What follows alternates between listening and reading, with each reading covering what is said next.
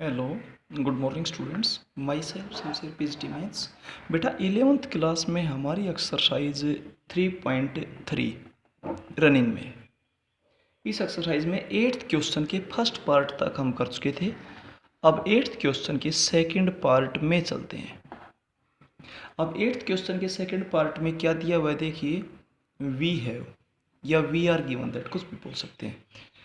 5 tangent X is equals to 4। इसका मतलब tangent x की वैल्यू क्या हो जाएगी, 4/5 हो जाएगी। अब आपने वैल्यू किसकी बतानी है, देखिए आपसे वैल्यू पूछी गई है 5 sine x -3 cos x divided by 5 sine x plus 3 cos x. अब या तो एक काम करें, टेंजेंट से साइन और कोस की वैल्यू बताएं, काफ़ी टाइम लग जाएगा, इसलिए आप एक काम करें, dividing numerator and denominator by cos x.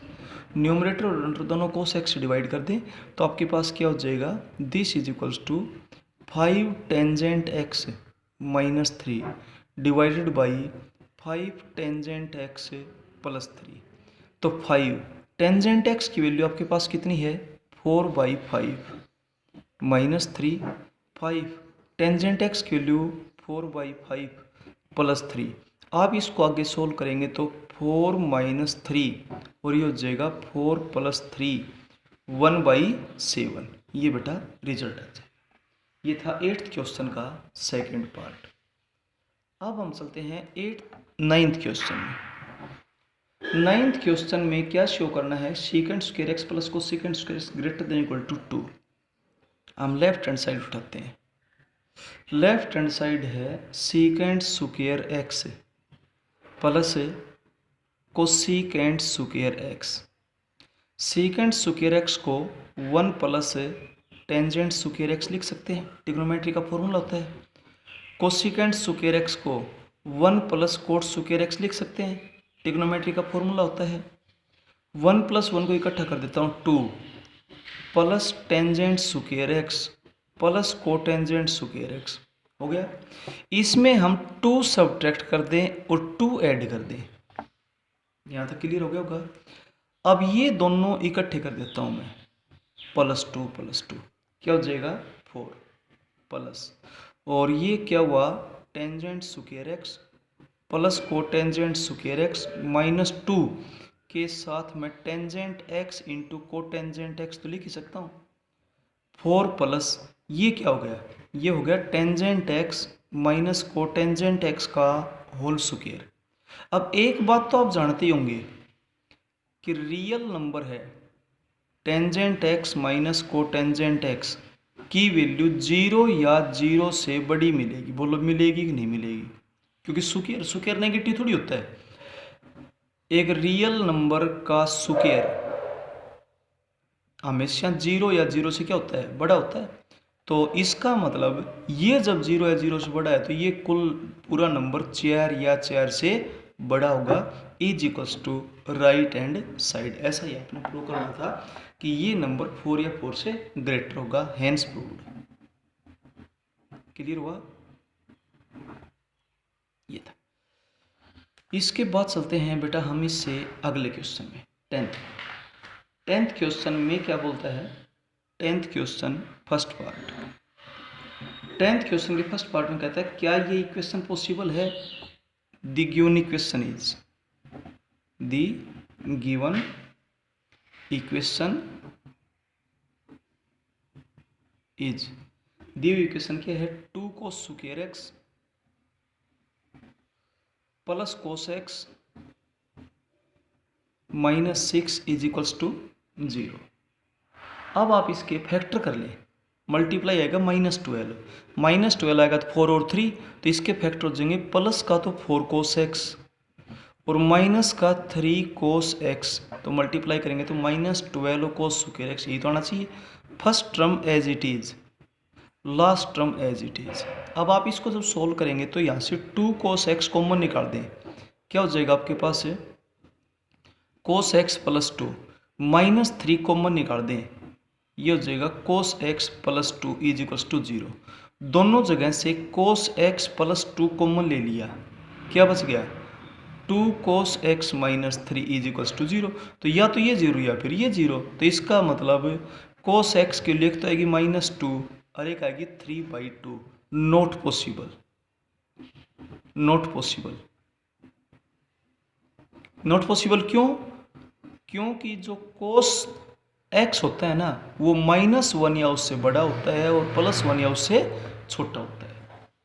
ठीक, we know that cos x की वैल्यू -1 या उससे बड़ी होती है और +1 या उससे छोटी होती है, लेकिन ये वैल्यूज इस इंटरवल में नहीं आती, सिंस -2 एंड 3/2 बिलोंग नहीं करते -1 से 1 के क्लोज इंटरवल में। कोस थीटा की वैल्यू -1 से 1 तक होनी चाहिए। This implies that given equation is not possible. दी हुई इक्वेशन पॉसिबल नहीं है, क्योंकि दी हुई इक्वेशन को सोल्व करते हैं तो जो रिजल्ट्स आए, जो कोस थीटा की वैल्यूज आई वो या तो -1 से छोटी है या +1 से बड़ी है, इसलिए ये इक्वेशन पॉसिबल नहीं है, क्योंकि कोस थीटा की वैल्यू -1 से 1 तक होनी चाहिए बेटा, ये आपको मालूम होना चाहिए। ठीक है, अब चलते हैं इसके next part. 10th question second part. 10th question का सेकंड पार्ट क्या बोलता है, 6 सेकेंड स्क्वायर एक्स वी है, ये हमें दिया हुआ है 6 secant square X -5 secant X +1 is equals to 0। Multiply आता है +6, तो -3 -2 ऐड करेंगे तो -5 मल्टीप्लाई +6। ये देखिए मल्टीप्लाई नेगेटिव आता है तो एक टर्म पॉजिटिव एक नेगेटिव होगी, और जब मल्टीप्लाई पॉजिटिव आता है तो या तो दोनों नेगेटिव या दोनों पॉजिटिव। तो बेटा ये हो जाएगा -3 सेकेंड एक्स -2 सेकेंड एक्स, बीच वाले टर्म को 2 टुकड़े कर दिए, first term as it is रहेगी, last term as it is रहेगी। अब शुरू की 2 टर्म में से 3 और सेकेंड एक्स कॉमन निकाल दें, क्या बच गया 2 सेकेंड एक्स -1, माइनस का 1 कॉमन ले लें तो आपके पास हो जाएगा 2 सेकेंड एक्स -1। अब आपने 2 सेकेंड एक्स -1 कॉमन ले लिया, क्या हुआ 3 secant X -1 is equal to 0। तो जब आप इसको बेटा सोल्व करेंगे या तो ये 0 या फिर ये 0, तो यहाँ से सेकेंड एक्स की वैल्यू आई 1/2 और 1/3। और देखिए आपको बता ही देते हैं रिजल्ट्स, साइन थीटा की वैल्यू -1 या उससे बड़ी होती है, +1 या उससे छोटी होती है। यानी कि आप ऐसा कह सकते हैं कि साइन थीटा बिलोंग करता है -1 से 1, कोस थीटा बिलोंग करता है -1 से 1। कोस थीटा की वैल्यू -1 या उससे बड़ी होगी और +1 या उससे छोटी होगी। इसके बाद कोसिकेंट थीटा की वैल्यू कोई भी रियल होगी, -1 और 1 के बीच में नहीं मिलेगी। इसी तरीके से सीकेंट थीटा की वैल्यू कोई भी रियल हो सकती है, लेकिन -1 और 1 के बीच में नहीं मिलेगी। टेंजेंट थीटा की वैल्यू कोई भी रियल हो सकती है और कोटेंजेंट थीटा की वैल्यू कोई भी रियल हो सकती है। ये बेटा रिजल्ट्स आपको मालूम होने चाहिए।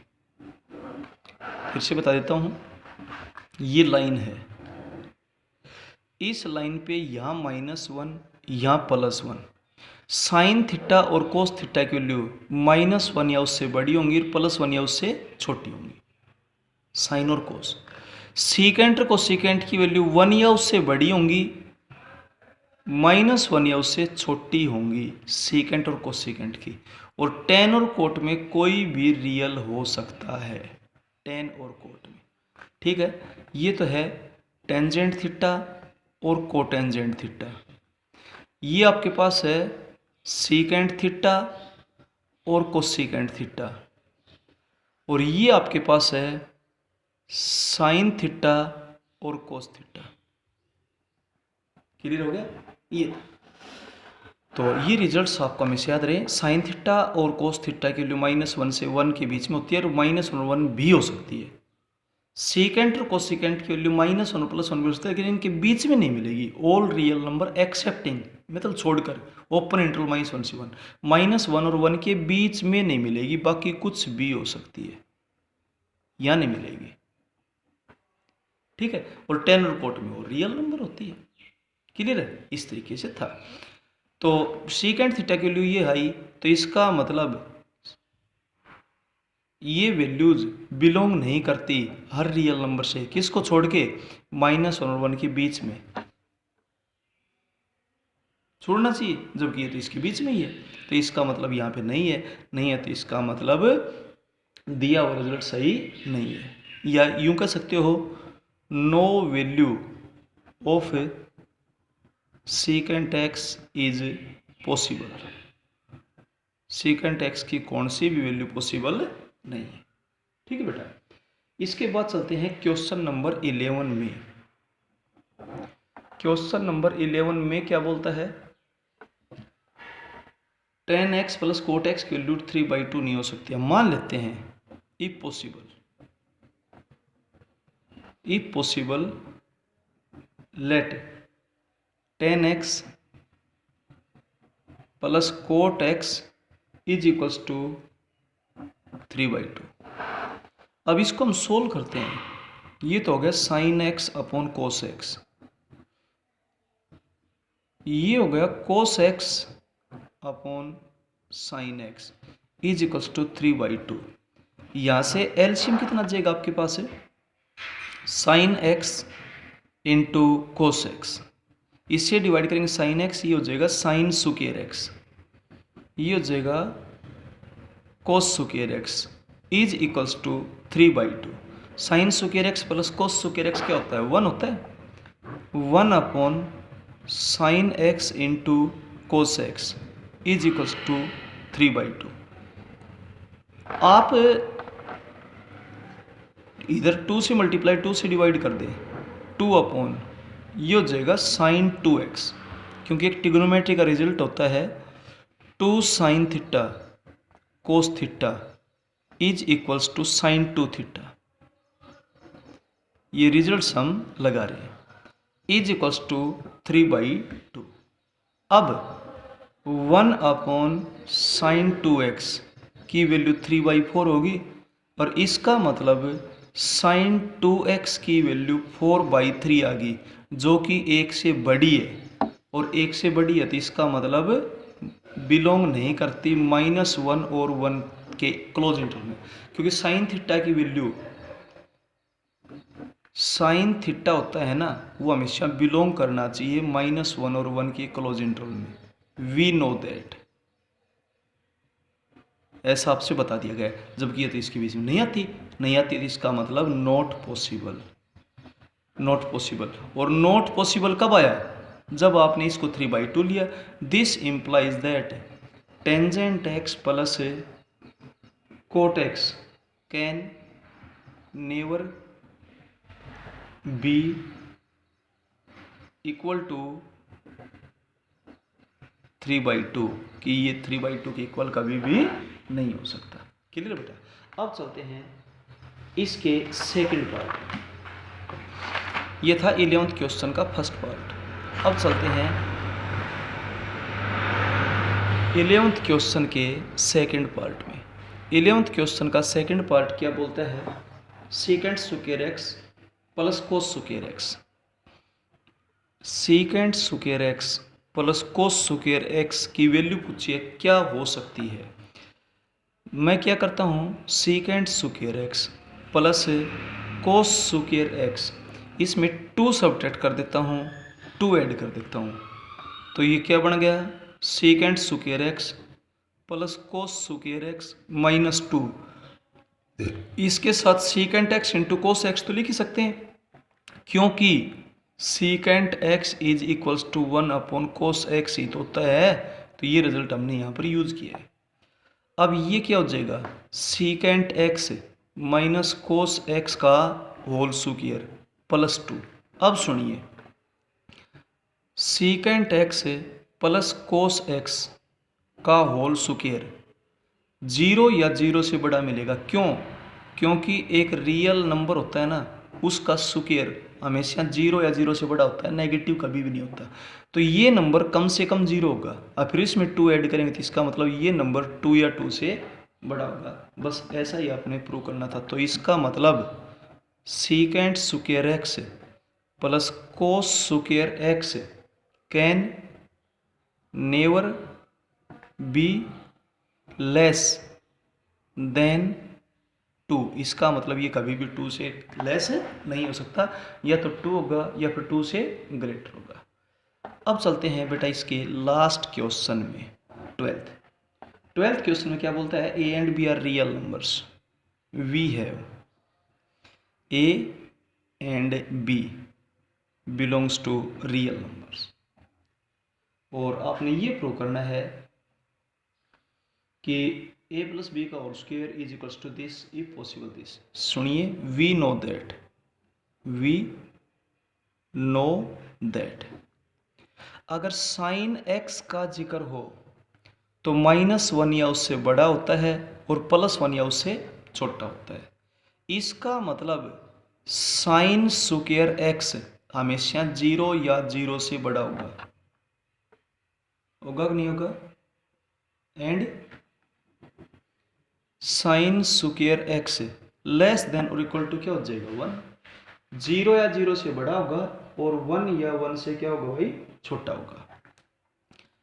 तो this implies that sine square x इसकी इक्वल होगा। आपने आप प्रूव किसको करना है, देखिए इसने आपसे वैल्यू बताई, आपने प्रूव क्या करना है, a प्लस बी का whole square divided by 4ab।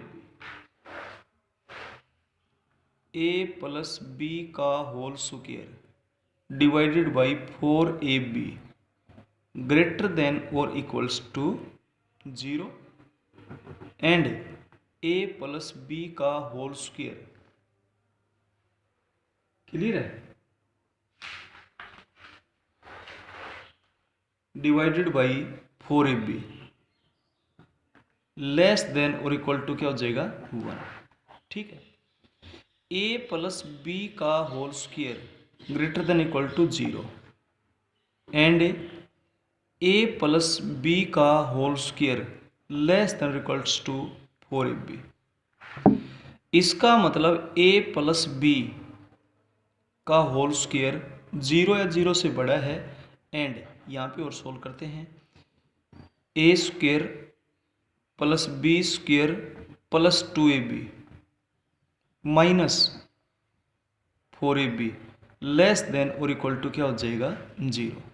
This implies that a square plus b square minus 2ab less than equal to क्या हो जाएगा, 0।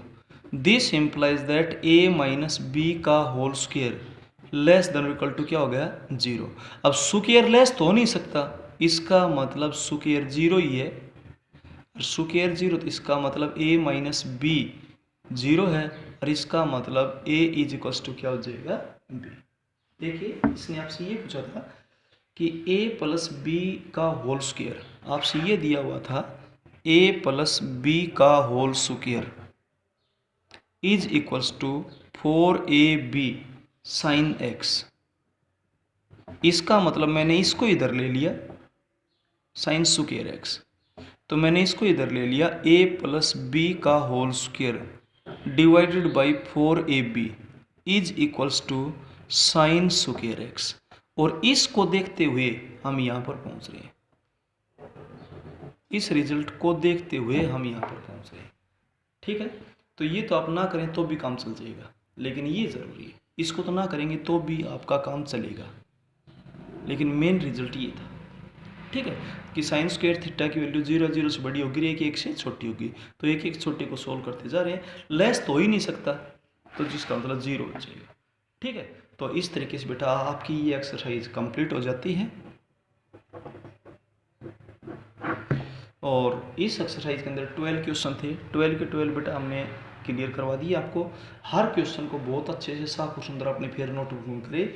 अगर किसी क्वेश्चन में बेटा कोई दिक्कत है तो पूछ, लेकिन जो रिजल्ट्स बताए जा रहे हैं, जो फॉर्मूले बताए जा रहे हैं ना बेटा, उनको बहुत अच्छे तरीके से याद करें। Okay, thank you.